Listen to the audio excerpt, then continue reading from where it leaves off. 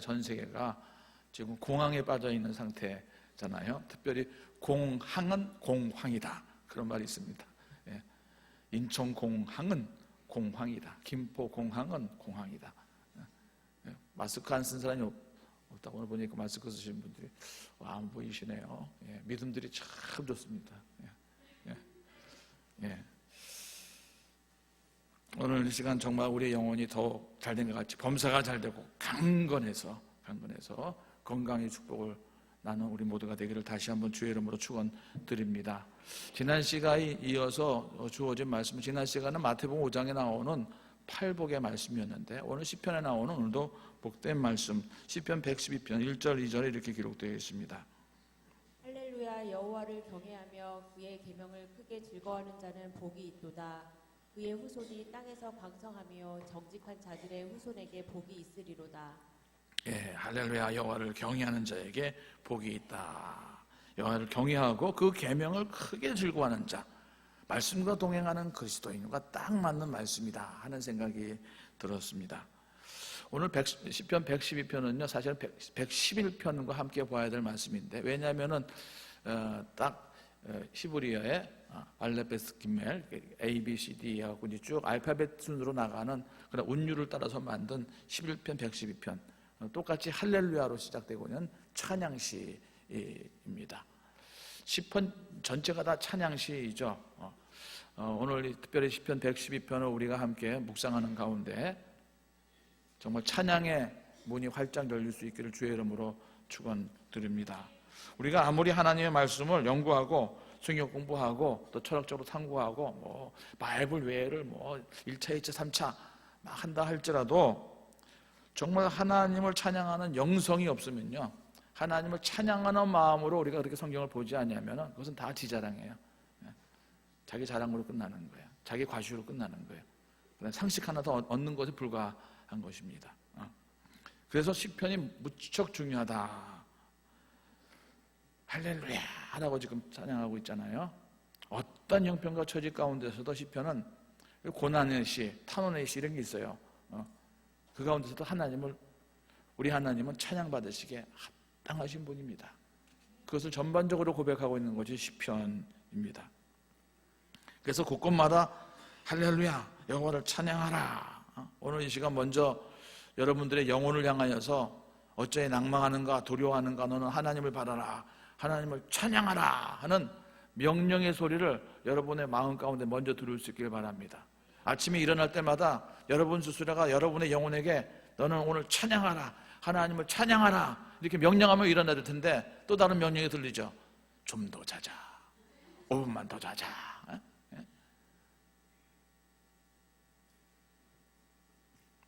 육신의 명령이 아니라 성령의 음성, 할렐루야, 여호와를 경외하며 그의 계명을 크게 즐거워하는 자는 복이 있도다 하는 이 말씀에 아멘으로 함께 이루어질 수 있기를 주의 이름으로 축원드립니다. 1번 같이 읽습니다. 1번 시작. 하나님을 경외하고 말씀을 즐거워하는 자가 복이 있습니다. 저의 말이 아니고 10편 1편부터 시작해서 뭐 팔복도 마찬가지고 오늘 보면 그대로잖아요. 여호와를 경외하는 것이라고 그랬어요. 이 경외라는 말은 존경한다 그런 뜻인데, 존경함과 동시에 뭐가 있는 거예요? 두려워한다 하는 말이 있는 것입니다. 그런데 단순한 두려움이 아니라 그 두려움 가운데는 사랑하는 마음, 존경하는 마음이 가득한 가운데 두려워하는 것입니다. 정말 우리가 하나님을 믿으면서 교회에서 신앙생활하면서 이러한 경외심, 이러한 존경심, 이러한 두려움이 정말 오늘 우리에게 있는가? 그런데 오늘 현대 그리스도인들은 이런 경외심이 저는 잘 안 보이는 것 같아요. 왜 이런 경외감을 잃어버렸을까? 옛날에는 교회 들어오는 것 자체를 굉장히 이렇게 어렵게 생각하고 올라오는 것을 굉장히 두렵게 생각하지 않았습니까? 근데 지금은 그런 거 다 없어졌어요. 하나님을 하나님으로 우리가 인식하고 인정하는 것부터 옛날과 달라진 거예요. 하나님이 어디 있냐? 하나님이 하늘에 계신 우리 아버지 그랬는데 내가 우주선 타고 저 하늘이 아니라 우주 공간에 날아봤는데도 하나님이 안 보이더라. 누가 그랬어요? 우주비행사 소련의 가가리라는 분이 그랬잖아요. 예. 과학을 좀 해보니까 이거 뭐 우리도 할 수 있다. 생명 우리도 조작할 수 있다. DNA 조작할 수 있다. 하면 할수록 신의 경지로 막 사람들이 나가는 것 같아요. 우주를 했더니 뭐 6천년이 무슨 6천년이냐? 지구만 해도 47억 정도는 돼야 된다고 봐야 되는데 우주는 뭐 몇 천억으로 광년, 47억이 아니라 47억 광년. 이게 뭐 성경이 말하는 것과 과학자들이 말하는 게 차이가 이게 뭐 보통 이게 벌어지는 게 아니에요. 그러니까 성경은 죄송합니다. 숭쿨하다. 그런 생각을 가져요.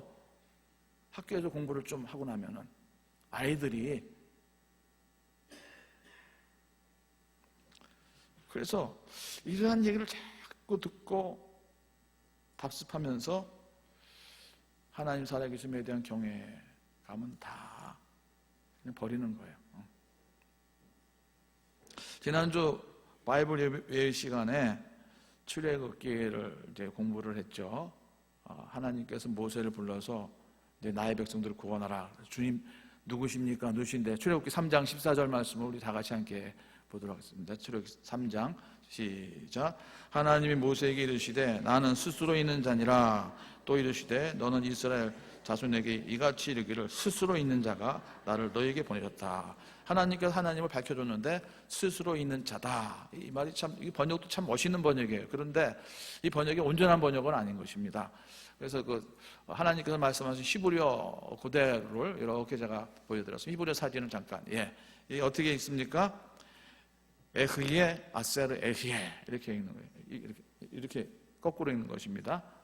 에흐예 아세르 에흐예. 그래서 이걸 줄여갖고 야훼 이렇게 누가 어떻게 읽는 것조차도 잊어버렸어요. 하나님의 이름 망명 듣지 말라 그랬기 때문에. 그리고 또 근데 뜻이 뭐냐? 우리는 I am who I am, I am that I am. 나는 나다 이렇게 이제 스스로 있는 자다. 나는 있어야 될 것을 있게 하는 존재이다. 나는 존재할 것을 존재케 하는 존재이다. 나는 존재하고자 하는 바를 존재하는 바 그 존재이다. 뭐 여러 가지로 해석이 되는데 아직도 이 해석은 끝났다 끝나지 않았다. 아직도 끝나지 않은 해석이에요. 아직도 여호와의 이름에 대한 해석은 신학자들이 결론을 못 내리고 있는 여호와, 야훼 이렇게 우리가 읽는데 그 뜻이 무엇인지 김봉성, 전주김 씨의 밭들봉이 이룰성 나오잖아요. 근데 세상 사람은 그래갖고 제가 뭐 이루어졌어요? 받들어요? 세상 사람들의 이름은 그 존재하고 다를 수가 있어. 이루지도 않고 뭐 받들어지지도 않고. 뭐 은혜 그랬는데 은혜가 없어. 그냥 그 은혜가 나타나게 하면 막 골치 아파. 세상 사람의 이름은요 그 존재하고 별개입니다. 근데 고대 근동 지방에서의 이름은 그 존재가 존재예요. 이름이 존재예요. 하나님이 하나님이에요. 그리고 이 세상에 있는 모든 이름은 저는 누군가가 지어줬어요. 지나가던 할아버지가 지어줬어요. 길 가다가 오늘 왜 이름 줬어요? 안 지었어요. 저는 종자 돌림해야 되는데 종자 돌림하고 그냥 지나가던 할아버지가 봉송이라 하십시오. 그래서 저는 봉송이가 됐습니다. 진짜입니다. 누군가 제 이름을 지어줬어요. 세상의 모든 이름이 다 그래요. 심지어는 제우스도 마찬가지고 부처도 마찬가지고 모든 이 땅에 존재하는 모든 신들의 이름들도 사람들이 다 붙여줬어요. 근데 하나님의 이름은 우리가 믿는 하나님의 이름은 에흐예 에셀 에히에 하나님이 그렇게 읽는다는 거죠 지금. 근데 그 뜻도 아직 해결되지 않았어요. 존재, 난 스스로 있는 자다. 그 의미가 뭘까? 지난 430년 동안 애굽의 종로로 살 때 애굽 사람들 하나님 다 잊어버렸어. 하나님 있는지도 몰랐어. 근데 보세가 딱 나타나갖고 하나님 430년 없었던 게 아니라는 것입니다. 우리 인간의 상황 속에서 없다고 생각하는 그 순간도 하나님은 언제나 항상 모든 것을 잊게 하셨고 모든 것 있어야 될 것을 또한 잊게 하시는 그런 하나님이시다 라고 하나님의 이름 자체가 이게 너무 신비해. 신비. 아무리 뭐 박박사 신학대학의 총장이라 할지라도 우리 대한예수교 장로의 역사를 보면 총회장을 4번 하신 분이 계세요. 이라 할지라도 나는 하나님을 압니다. 내가 아는 하나님이 이런 하나님이다 라고 그가 외친다고 한들 하나님 보시기엔 네가 나를 알긴 뭘 아냐 아마 그러실 거예요. 우리 하나님 앞에서 그 어떤 존재도 겸손할 수밖에 없는 것입니다. 경외심을 갖고 두려운 마음을 가지고 대할 수밖에 없는 존재가 아닌가. 정말 이 시대는 경외감을 잊어버렸어요. 그러니까 신앙생활하면서 정말 슬프고 안타까운 것은 예수 믿다가 돈을 잃어버렸다, 예수 믿다가 건강 잃어버렸다, 그거 문제도 안 되는 것입니다. 하나님 믿다가 예수 믿다가 하나님을 잃어버렸다, 이거 가장 심각한 것입니다. 하나님에 대한 두려움이 없다, 이게 너무 심각한 문제인 것입니다. 왜 이렇게 두려움이 없어졌을까? 우리는 자고로 저의 시대에는 어린 시절부터 경외하라고 계속 교육받았어요. 누구를요? 조상들을, 부모님을 공경하라, 그러지 않습니까? 그리고 부모님급 되어지면 다 공경하는 걸로 알았어요. 그래갖고 예의범절 지켜야 되는 줄 알고, 그런 분들이 저처럼 머리 희은 사람이 다 버스 타면 일어서야 되는 줄 알고, 제 또래는 다 그렇죠. 근데 지금 그래요? 전혀 다 지그시 눈 감죠? 다 그렇습니다. 존경받는 아버지가 없는 시대예요. 어떤 분이 그러더라고요. 집에 가니까 강아지가 콜록콜록하니까 그냥 비상이 걸리더래. 아이들이랑 그냥 부인이랑 그냥 병원 가자고 난리인데, 근데 자기가 들어오면은 인사도 안 하고 다 멀뚱멀뚱하대. 그래서 아버지의 피해.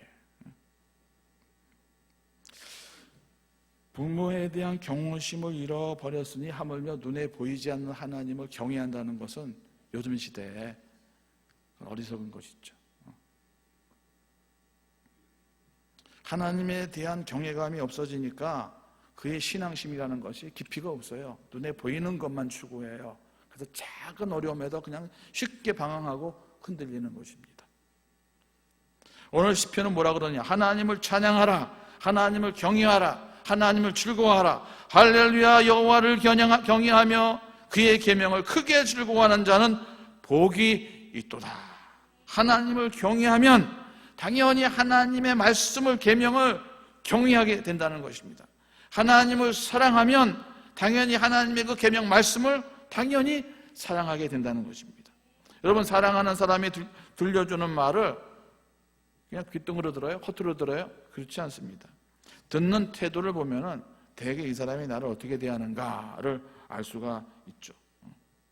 요즘 제 귀가 예전에 비해서 확실히 안 들려요. 그래서 뭐라고 다시 물어보면 또 그런다. 됐어! 그런단 말이죠. 그러면 제 기분이 알았습니다. 다시 이랬습니까? 알았어, 나도 얘기 안 한다. 저도 그렇게 되죠. 시험 들지 마세요, 뒤에 앉아있는 분. 하나님을 제가 생각하는 거예요. 하나님 뭐라고 말씀하셨는데, 아니 몰라요. 그런 말 필요 없어요. 내 기분 나쁜데 내가 그 말 지키게 됐어요? 왜 나한테만 그래요? 그럼 하나님 뭐라 그래요? 더 이상 내가 너하고 상관 안 하겠다. 복 주시겠어요? 주실 리가 없죠. 할렐루야, 여호와를 경외하며 그의 계명을 크게 즐거워하는 자는 복이 있도다. 그러니까 하나님의 계명을 즐거워한다, 기뻐한다, 이 말씀을 가슴에 담는다. 어떻게 해서든 내가 지키려고 애쓴다. 결국 이 모든 것들은 경외하는 것이 있기 때문에 된다는 거예요. 그리고 그렇게 하나님을 경외하는 그 사람에게 하나님께서 복을 안 주실 수가 없다라는 것입니다. 예전에 어떤 분이 말씀하시기를, 목사님, 저는요, 제가 젊은 시절에 목사님 설교 끝나면 안 되는데, 아니 조금 더 하셔야 되는데, 그런 마음으로 살았다는 거예요. 여러분, 연속극 끝나면은 마지막 회 그러면 한 2회만 더 했으면 좋겠다, 그러시면서 연속극 마지막 회 보시지 않습니까? 시침이 뚝 싸시는데 아마 대부분 그럴 거예요. 더 들었으면 좋겠다. 그러면 은혜가 임하고 부흥이 임하는 것입니다. 제가 일본 코인학교에 갈 때마다 여러 번 듣는 얘기가 뭐냐면요, 목사님 좀 길게 해주세요. 마지막으로 한 2년 전인가 3년 전 가는데, 그때가 이제 25주년인가 몇 주년 돼갖고 행사가 있었어요. 보니까 순서가 길고 몇 시에 끝나고 그래 밥 먹고 그렇게 돼 있더라고요. 보니까 등장인물이 많아. 뭐 대학 유명하신 분들도 오시고, 그래서 제가 n분의 1을 딱 했어요. 이 사람 몇 분 하면 되겠구나. 그래갖고 제가 좀 짧게 해도 되죠. 된대. 그래갖고 아주 짧게 했어요. 그리고 저는 삼박하게 했다, 오늘 참 짧게. 그때 끝나고 나니까 놀래가지고, 아니 왜 이렇게 짧게 했냐고, 다음 시간 길게 해달라고 그래요. 근데 요즘 우리나라는 무조건 짧게야. 그래갖고 요즘 뭐가 유행인 줄 아십니까? 교회 이제 다 목사님 15분 설교도 너무 길어. 15분 설교도 너무 길대. 15분 설교 너무 길고요. 3분 설교. 3분 요약 설교. 요즘 사람들 안 듣습니다. 그래갖고 어떻게 해서든지 착 하고 3분짜리 영상 만드는 것처럼 그렇게 만들어갖고 팔아요. 요즘은요. 이게 영성이 다른 거야. 심령의 부흥이 다른 거야. 그러니까 말씀은 그냥 내가 예배 드리는데 하나에 지나가는 그냥 틀이기 때문에 읽기만 하면 돼. 양념치듯이. 그런 말씀을 사모하는, 그런 말씀을 대하는 심령에게 하나님께서 복을 주시겠어요? 주실 리가 없습니다. 그러니까 자꾸 한국교회가 지금 어려워진다고 저는 생각합니다. 오늘 말씀을 준비하면서 정말 믿는 사람으로서 갖고 있는 그 독특함을 우리는 어디서 찾아야 될까? 하나님 말씀이라면은 나는 순종하겠습니다. 하나님 말씀이기에 나는 그렇게 살겠습니다. 라는 그러한 몸부림이 있는 것이 믿는 사람이 갖고 있는 독특함이어야 되지 않겠는가? 하나님께서 원하시는 것이기 때문에, 원하시기 때문에 나는 그렇게 순종하겠습니다. 하나님께서 이스라엘 백성들을 출애굽시키고 나서 40년 동안 광야에 머물게 하신 이유가 어디 있어요? 날마다 하늘에 만나를 주시고 신령한 만나를 주시고 무리와 반석에 물을 먹이시고 낮에는 구름기둥, 밤에는 불기둥으로 그렇게 인도하신 이유가 어디 있어요? 하나님을 바라보며 하나님의 말씀에 순종하는 군대가 되게 만들기 위한 것 아니겠습니까?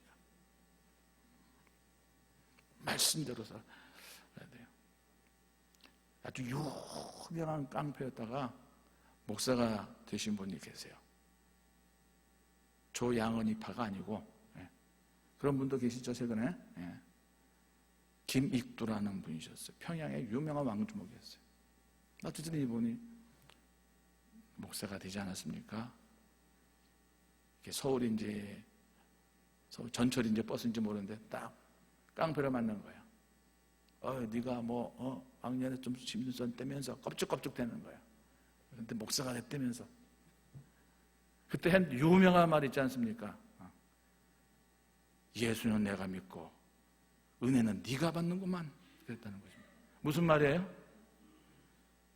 내가 예수 믿어갖고 예수 안 믿어 그러고 치면 너는 키운데 은혜 받는다는 거예요. 내가 너 때리지 않는다는 거죠. 예수 믿었기 때문에, 내가 말씀대로 살기 때문에 내가 꾹 참고 넘어간다, 그런 의미가 있는 거예요. 김익두 목사님이 참았어요. 싸웠어요, 안 싸웠어요? 안 싸웠지만은 싸웠어요. 누구와 싸웠어요? 그 깡패와 싸웠어요? 아니, 깡패 뒤에서 살살 약 올리고 있는 악한 사단마귀와 싸운 거예요. 사단마귀에 싸워서 이긴 거예요. 주먹으로 때려서 이긴 게 아니라 참고 인내함으로, 말씀을 지킴으로 목사님이 이긴 거예요. 복 있는 사람은, 그러면 제일 먼저 떠오르는 시편이 있죠. 시편 1편 같이 읽으니까 시간이 가니까, 복 있는 사람은 악인들의 꾀를 따르지 아니하며 죄인들의 길에 서지 아니하며 오만한 자리에 서지 아니한다. 율법을 추구하고 율법을 취하러 묵상하는 자. 너무나 잘 알고 있는 말씀이죠. 시편 1편에서는 복 있는 사람의 특징을 말씀을 묵상하고 말씀을 즐거워하는 사람. 근데 오늘 시편 120편에서는 복 있는 사람은 물론 말씀 계명을 즐겨하고 말씀을 지키는 사람이지만은, 그 복 있는 사람이 그렇게 말씀을 지킬 때 구체적으로 어떠한 좋은 축복이 있는가, 복이 있는가를 더 구체적으로 설명하고 있는 게 시편 112편, 오늘 읽은 본문입니다. 아까 읽었습니다만 다 같이 다시 한번 1절 2절 같이 한 목소리 읽습니다. 시작. 할렐루야. 여호와를 경외하며 그의 계명을 크게 즐거워하는 자는 복이 있도다. 그의 후손이 땅에서 강성하며 정직한 자들의 후손에게 복이 즐거워하는 자에게는 복이 있도다. 그러면서 제일 먼저 나오는 복이 뭐예요? 그의 후손이 땅에서 강성함이며 정직한 자들의 후손에게 복이 있으리로다. 뭐예요? 자손들이 잘 되는 복이라는 거예요. 자손들이. 모든 부모의 마음이 자손이 잘 되는 거잖아요. 오늘 이 자리에 나온 여러분들의 기도 제목 가운데도 우리 아이들 잘 됐으면 좋겠다. 이게 첫 번째 기도 제목이 있을 분들의 대부분이죠. 그게 정상이죠. 그게 잘못된 게 아니죠. 2번입니다. 2번 시작. 하나님은 자녀들의 삶 속에다 복을 주십니다. 여러분, 내 자신이 잘 되는 것과 자녀가 잘 되는 것 중 한 가지를 택하라고 그러면 뭘 택하죠? 저는 시집장가를 안 가가지고 자녀가 없네요. 제가 잘 되겠습니다. 그러겠습니까? 언제 갈지 모르잖아. 시집장가를 언제 갈지 몰라도 대부분 정상적인 사람이라면은 자녀가 잘 되는 거를 다 택하는 게.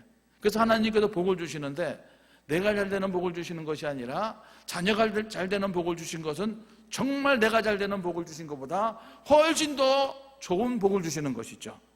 그래서 자녀의 복을 말씀하시는 것입니다.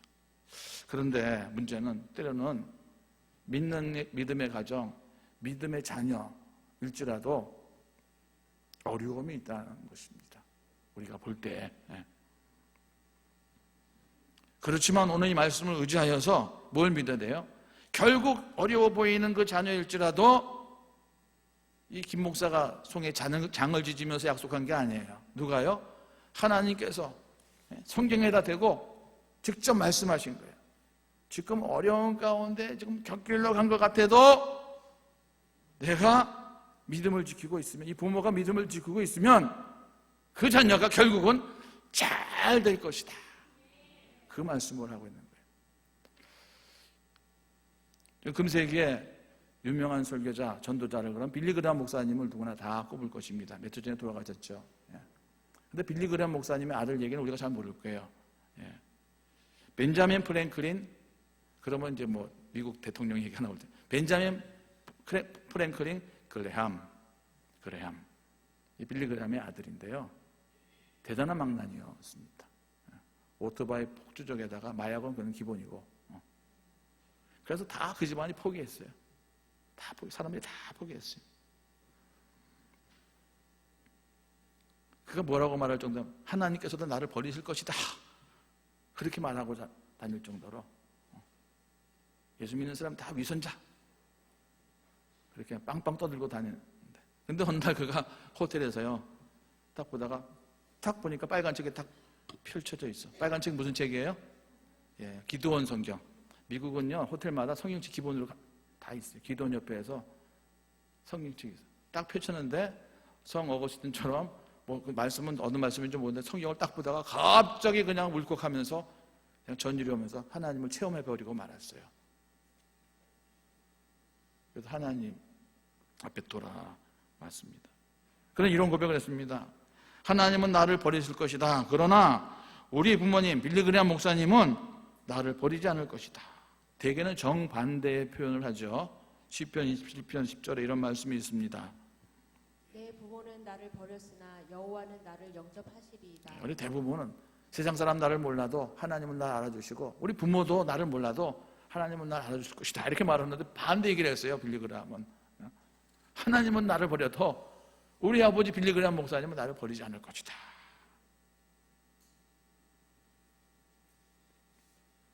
하나님은 나를 버릴 것이다. 그럴 때도 빌리 그레이엄 목사님과 사모님은 아니야. 하나님 널 버리지 않아. 너는 잘 될 거야. 너는 반드시 복받는 자가 될 거야. 그렇게 믿음으로 선포하고 기도하였더니 빌리 그레이엄 전도회 지금 최고의 지도자가 누구예요? 벤자민 프랭클린 그레함이 지금 그 협회를 이끄는 영적인 지도자를 우뚝 쓴 것입니다.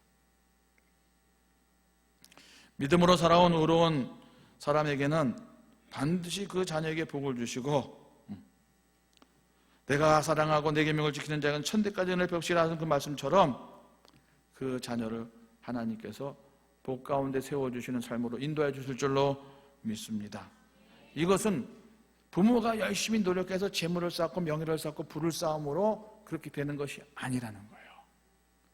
하나님의 은혜로 우리 자녀들도 그렇게 되는 축복을 누리게 될 줄로 믿습니다. 3절에 이런 말씀이 또 있습니다. 부와 재물이 그의 집에 있으며 그의 공의가 영구히 서 있으리로다. 야, 참 좋죠. 부와 재물이 하나님께서 그의 집에, 자녀의 집에도 있고 믿음을 잘 지키는 그 사람에게도 있습니다. 근데 가만히 보면 그 부와 재물이 어디 있다? 그의 집에 있다 그랬어요.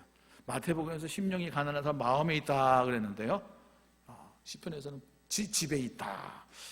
물론 그 집 장소적인 의미가 있습니다만은 여기 더 깊은 의미가 있겠구나 하면서 생각을 더 깊이 묵상해 보았습니다. 무슨 말이냐? 대부분의 사람들은요, 많은 사람들은 불을 잘 지키질 못해. 불을 잘 지키지 못해서 하나님께서 불을 안 주시는 거야. 저 같은 경우 저는 있으면 다 쓰거든요. 그러니까 주문 지키는 거야, 못 지키는 거야.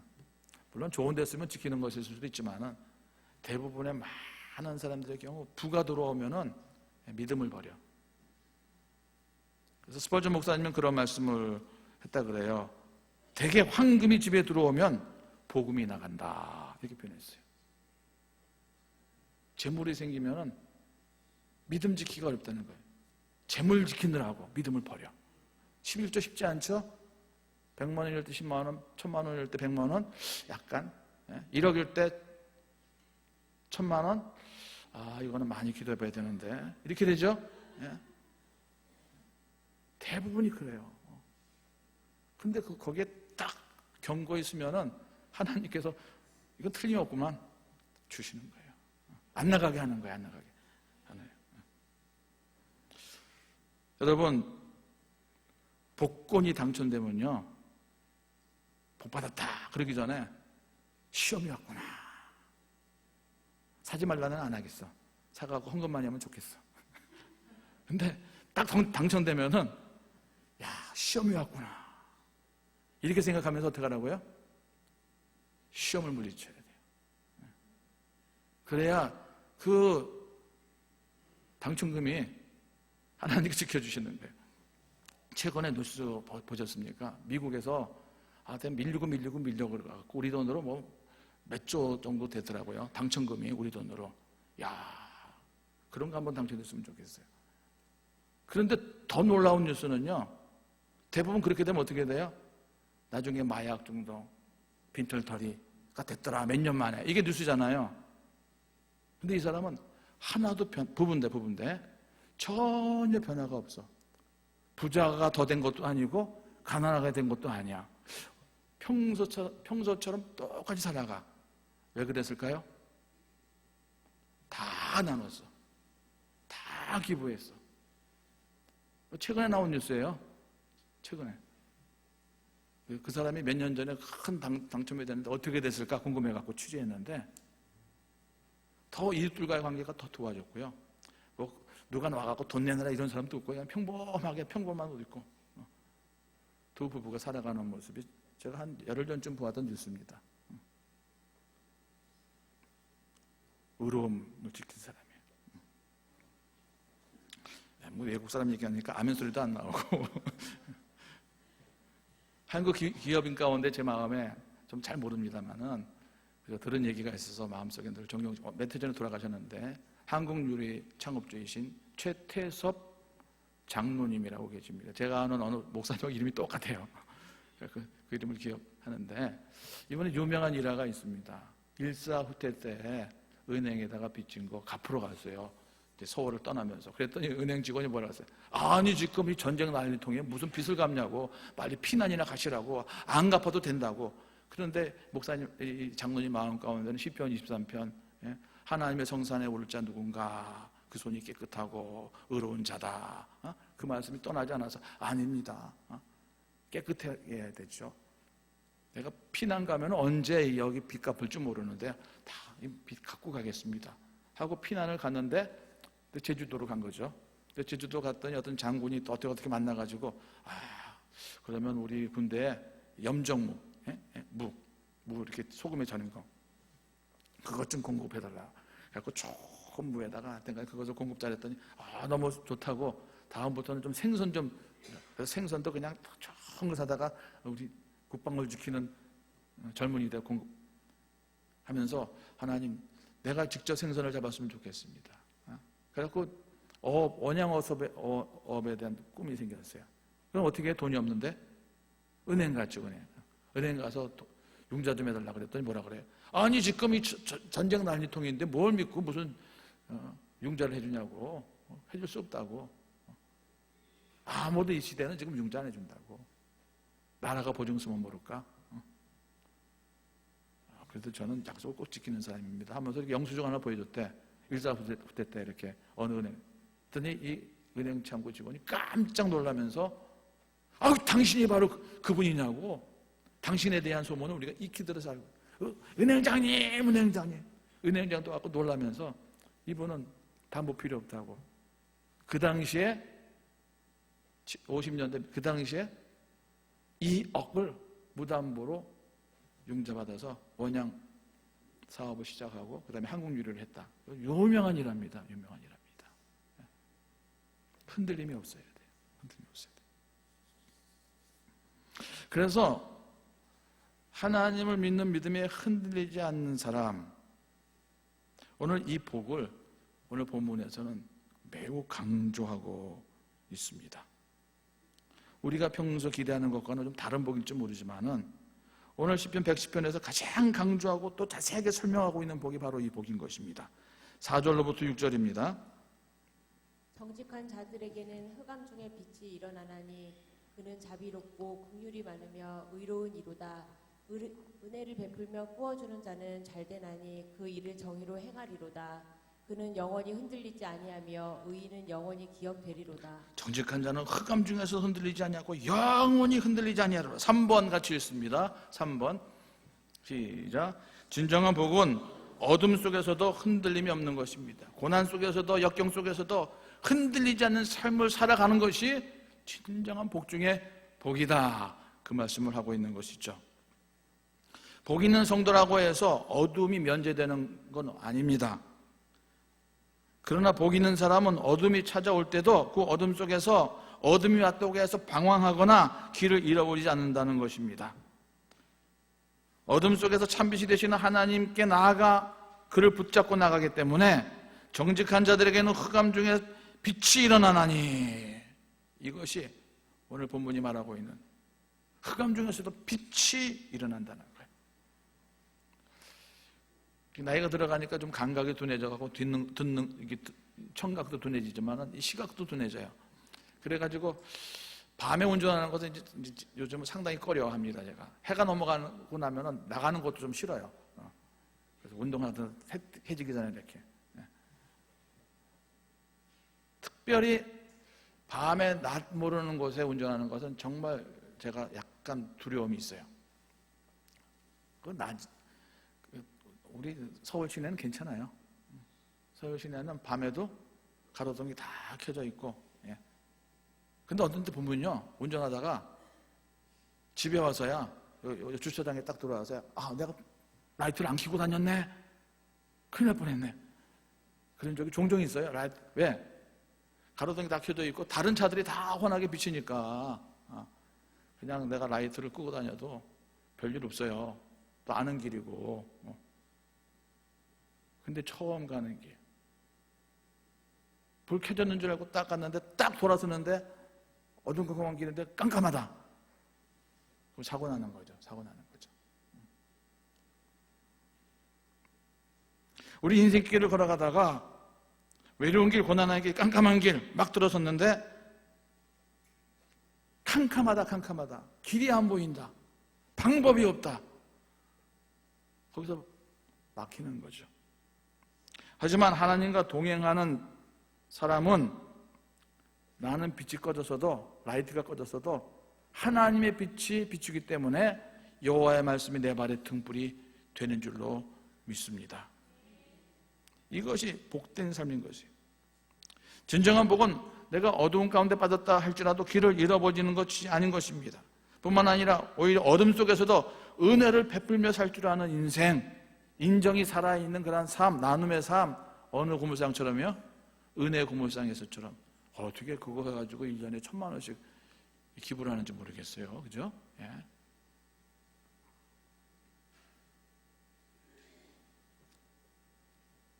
그는 영원히 흔들리지 아니하며 의인은 영원히 기억. 이 말씀은요, 미가서 7장 8절에도 동일한 말씀이 있는데 같이 읽어보겠습니다. 미가서 7장 8절 시작. 나의 대적이여 나로 말미암아 기뻐하지 말지어다. 나는 엎드려질지라도 일어날 것이요 어두운데 앉을지라도 여호와께서 나의 빛이 되실 겁니다. 나를 넘어뜨리려고 하는 그 어둠의 세력에 대해서, 내가 망하기를 바라는 그 사람들에 대해서, 나를 어떻게 해서든지 모함하고자 하는 그 모든 사람들에 대해서 선포하라는 것입니다. 나로 말미암아 내가 넘어진 것으로 인해서 기뻐하지 말지어다. 누가 일으켜 주리라?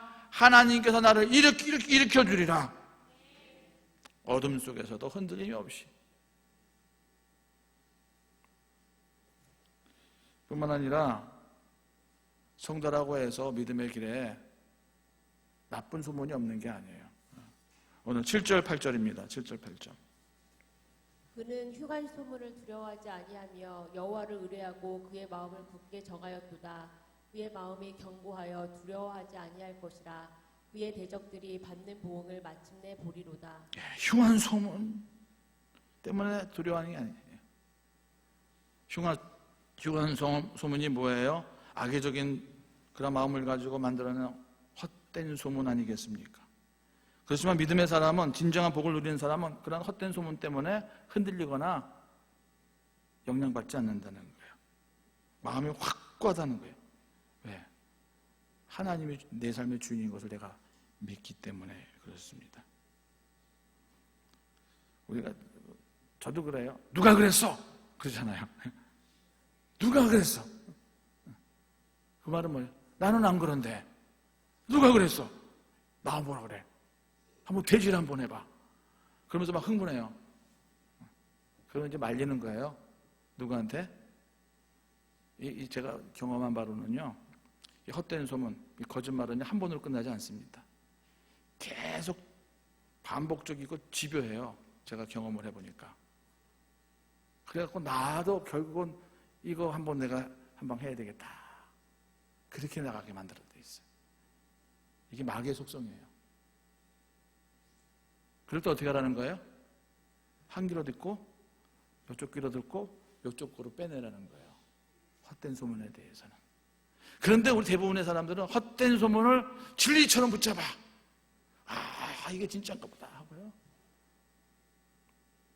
잘못된 사회는요, 헛된 소문이 막 지배하는 사회입니다. 그럼 우리 사회가 지금 그렇게 됐어요, 보니까. 얼마나 가짜, 진실이 아닌 게 얼마나 많이. 나도 방송이고 너도 방송이고 유튜브로 그냥 항상 그냥 막 하는 거예요. 그래서 제가 관심 있게 보면은요, 다 틀린 건 아니야. 어느 대목에서 틀려. 다 틀린 건 아니기 때문에 그것도 진리라고 믿어. 그래서 아예 듣지를 말아야 돼. 들은 거 그냥 그거 갖고 뭐 논리 따지고 그러면요, 싸움 돼. 입에서 입으로, 귀에서 귀로 전해지는 헛된 소문에 흔들리지 않는 삶. 오직 소문에 의해서 지배받는 것이 아니라 하나님의 말씀 진리에 의해서 지배받는 여러분들의 삶이 될 수 있기를 주의 이름으로 축원드립니다. 역사상 위대한 믿음을 살았던 사람들은 지난번 말씀드린 것처럼 날씨 변화에 따라 흔들리지 않았어요. 흔들림이 없는 삶을 살아나갔던 사람입니다. 그런 사람 가운데 한 분이 이제 존 버년이라고 있습니다. 철로 역정을 쓴 사람이시죠. 이분은 12년 동안 감옥 생활을 한 분이십니다. 영국에서 이제 청교도 혁명이 일어났죠. 이제 의회가 생기고 왕실 정치에 대해서 반대하고, 그래서 청교도 크롬웰이라는 분에서 청교도 혁명이 성공이. 특별히 이 청교도 혁명은 스코틀랜드 장로교, 우리 교단의 장로교죠. 이 사람들이 주둥이 돼갖고 이제 이렇게 했던 청교도 혁명인데, 이 청교도 혁명 성공이 됐을 당시에 이 영국의 분위기는 누구든지 복음을 전할 수 있었어요. 예, 존 버년이라는 분은 목사님으로 알고 있는데 이분은 평신도였습니다. 신학교도 제대로 안 나오신 분이세요. 침례교 기포드라는 목사님이 그 교회에 가서 작년에 예배를 드렸는데요. 심유했던 그 교회 평신도였습니다. 사진 좀 잠깐 보여드릴까요? 네, 첫 번째 사진. 여기가 이제 베드포드라는 영국의 한 작은 소도시인데요. 아름답죠. 백조가 한 마리 있는데 일부러 백조를 배경으로 찍었습니다. 저 뒤에 다음 사진. 네, 다음 사진. 예. 예, 그 다음 사진. 아니 앞에. 예. 백조 뒤에 동그라미가 두 개 하나 있죠. 그게 이제 그걸 찍으려고 백조. 스완 호텔입니다. 백조 호텔이라는 것인데 그 옆에 화살표로 되어 있는 게 있어요. 화살표. 거기가 이제 중요한 장소이기 때문에 찍었는데 다음 화살표가 있는 자리가 바로 요 다리입니다. 요 다리 끝에 보면은 뭐가 하나 있는데 다음 사진. 요것 때문에 여기 찾아갔어요. 이게 뭐냐면 존 버년 목사님이 여기에 투옥됐던 그 스톤하우스라는 것이 있었던 곳이다. 1년 동안 있으면서 철로역장 제1장을 여기서 썼다. 그런 기록이에요. 다음 그림. 아시는 분이 한번 다 앞에 있습니다. 그래서 존 버년 목사님 아마 그 스톤하우스 거기에서 항상 저기 있는 스완 호텔, 저기 그러니까 몇백 년 된 한 300년 넘은 호텔이에요. 뭐 500년 됐을 수도 있죠. 존 버년 목사님 투옥했을 때 저기 한 200년 있었다 그러면요. 그 호텔을 바라보면서 철로역장을 이제 구상했다 하는 거예요. 그러니까 철로역장이라는 것은 그러니까 이제 감옥 속에서 거기 썼어요. 감옥 속에서 내가 오늘 꿈을 꿨다. 감옥 속에서 꿈을 꾼 거를 이제 계속 쓴 거예요. 꿈꾸고 계시받고 하는 것을 이제 쓴 것인데, 내가 좋은 글을 써가지고 유명한 베스트셀러가 되겠다. 그래서 철로역장을 쓴 게 아니라는 것입니다. 12년 동안 감옥 생활할 때 어떤 누구는 감옥지기가 제가 당본 쓰는 날은 나가셔도 됩니다. 그랬다는 것 아닙니까? 그래서 나갔다 그랬어요? 안 그랬다 그랬어요? 차라리 설교를 포기하고 감옥에서 나가는 것이 낫지 않겠습니까? 많은 분들이. 당신 목사도 아닌데 설교 왜 자꾸 하려고 그러냐고. 내가 양심을 계속해서 도살장과 정육점에 팔아버리지 않는 한, 그리고 나의 이 눈이 뽑히지 않는 한 내 결심은 확고합니다. 전능하신 하나님께서 나의 도움과 방패가 되시니 나의 신앙과 이 원칙을 깨뜨릴 바에 차라리 계속 고난을 받겠습니다 하면서 고난의 자리에서도 신앙의 흔들림이 없이 꿈마다 나타나시는 하나님의 그 그림을 그려 쓴 책이 철로역정이라는 책이죠. 이 세상에서 가장 많이 팔린 베스트셀러는 무슨 책이라 그러죠? 성경책이라 그러죠. 성경책. 성경책. 두 번째로 많이 팔린 책은 힌트가 나오잖아요. 그럼 영국에서 두 번째로 많이 팔린 책은 철로역정이죠. 그럴 정도로 철로역정은 베스트셀러예요. 예전엔 제가 읽을 때 거기 나오는 주인공의 이름을 기독도 이렇게 했는데 요즘 다시 나온 책을 보니까 크리스찬 이렇게 했더라고요. 크리스찬. 거기 나오는 주인공이 겪었던 모든 것들은 사실은 이 감옥에서 존 버년 목사님이 겪었던 그 내용의 열매라 이렇게 생각할 수가 있겠습니다. 사실 성경 다음으로 많이 팔린 책이 있어요. 철로역정보다도. 아십니까? 찬송가입니다. 붙어있기 때문에. 너무 여러분들 심각해가지고. 한 분 더 소개하고 말씀을 마치겠는데요. 잘 모르실 줄 알면서 질문합니다. 데이비드 브레이너드라는 분 혹시 아시는 분 있었는지 모르겠습니다. 성경에 조금 관심 있는 분들은 데이비드 브레이너드라는 사람을 항상 소개를 받는데 이분에 대한 책입니다. 그의 생애와 일기라는 책인데요. 거기도 모두 동그라미 친 걸 유심히 보시면 되겠어요. 이분은 29살에 결핵으로 죽은 미국의 선교사입니다. 이 집안이 20, 30대 다 죽은 아주 병약한 집안의 사람이었고요. 근데 이분이 유명해진 이유는 동그라미 쳐놓은 거 있어요. 역자, 편자가 누구예요? 조나단 에드워드. 조나단 에드워드라는 분은 굉장히 유명하신 분이십니다. 대각상 부흥운동이 일어날 때 영적인 그런 지도자 역할을 하셨던 부흥운동에 앞장섰던 그런 영적 지도자입니다.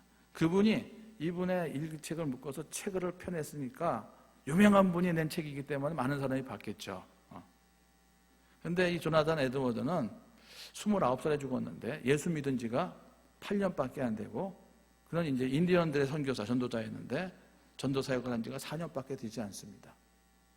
도대체 예수 믿은 지 8년 되고 전도사 생활을 한 지가 4년밖에 안 되는 이 사람에 대한 일기가, 아무리 조나단 에드워드가 이 사람의 책을 소개했다 할지라도 베스트셀러가 될 수가 있겠는가? 이 데이비드 브레이드는 앞서 말한 것처럼 병약한 사람이었어요. 아프지 않은 적이 한 번도 없었어요. 인생 내내 병들었고 외로움과 고통과 고난 속에, 특별히 전도사를 할 때는 말할 것도 없었죠. 날마다 질병과 싸우는 것이었습니다. 날마다 고통이었고,